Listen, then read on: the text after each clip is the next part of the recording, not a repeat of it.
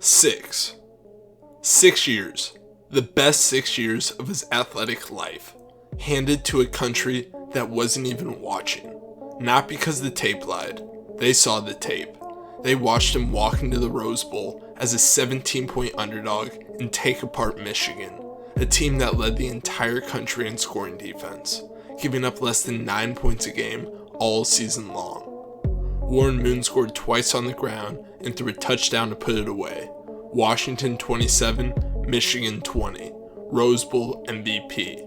And then, every scout in professional football looked at Warren Moon and saw a tight end, not a franchise quarterback.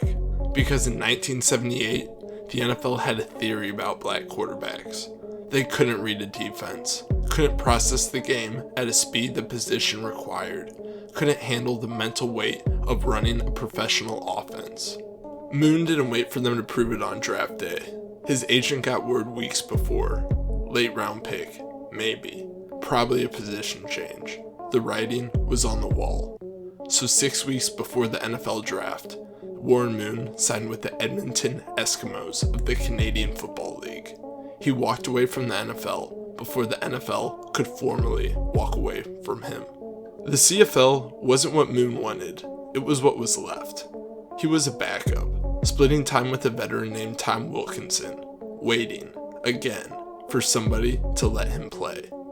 And when he got his shot, he turned Edmonton into the most dominant franchise in Canadian football history. 5 consecutive Grey Cup championships, 1978 through 1982, an unbroken record that still stands today. In 1982, he became the first professional quarterback in any league to throw for 5,000 yards in a single season.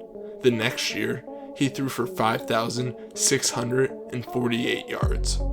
4 decades of NFL football have passed since then, and that number still hasn't been touched. In 6 CFL seasons, Moon threw for 21,228 yards and 144 touchdowns.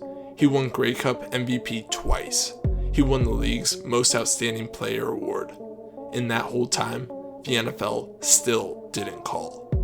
Meanwhile, the NFL was busy building its next generation of franchise quarterbacks without him. In 1983, the NFL drafted 6 quarterbacks in the first round. 6. John Elway, Jim Kelly, Dan Marino, Tony Eason, Todd Blackledge, Ken O'Brien. 3 future Hall of Famers in 1 draft class. Warren Moon was 26 years old that year, in his absolute prime, throwing for 5,648 yards in Canada, and nobody picked up the phone. In 1984, the Houston Oilers finally signed him. Moon was 27 years old. Most quarterbacks are cashing in on their second contract at 27. He was taking his first NFL snap. He set the Oilers' single-season passing record in year 1, led them to 7 straight playoff appearances, became the highest-paid player in the NFL, and then came December 16th, 1990. Kansas City had the 5th-ranked defense in football that year, 3 Pro Bowlers in the secondary and at linebacker, Derek Thomas, Albert Lewis, Kevin Ross. They'd allowed exactly 1 quarterback to throw for 300 yards against them all season. 1. John Elway. Warren Moon threw for 527 yards. Against a defense that was smothering everyone else in the league. The second highest single-game passing total in NFL history.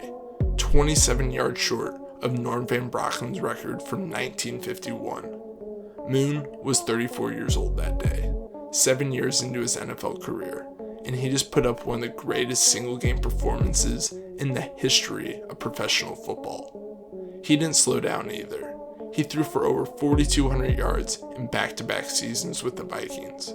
At 40 years old, he led the NFL in passing yards per game with the Seahawks and made the Pro Bowl again. 9 Pro Bowls total in a career that didn't start until he was 27. When Warren Moon retired in 2000, he held the professional football record for most passing yards, most completions, and the most passing attempts in history.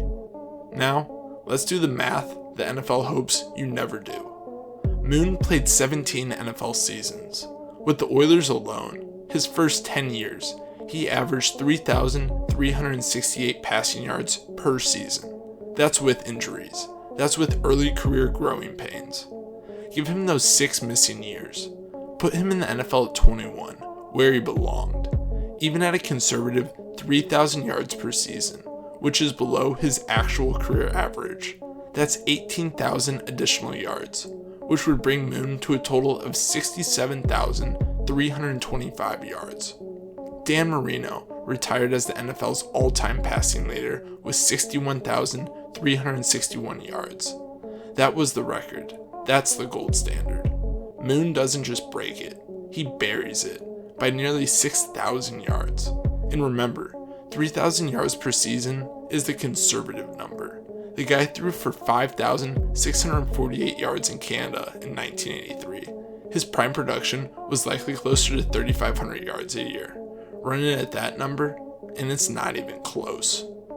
In 2006, the NFL gave Warren Moon his gold jacket, the first African American quarterback inducted into the Pro Football Hall of Fame. 40 years, that's how long the NFL existed before it put a black quarterback in Canton. And the man who broke the barrier is the same man they told couldn't play the position. Think about that for a second. The league watched Elway go first overall. Watched Marino light up the record books from day one. Watched Jim Kelly lead a franchise to 4 straight Super Bowls, all from the 1983 draft class. Moon was better than most of them in college. Won bigger games. Won the Rose Bowl MVP. And the NFL told him to go play tight end.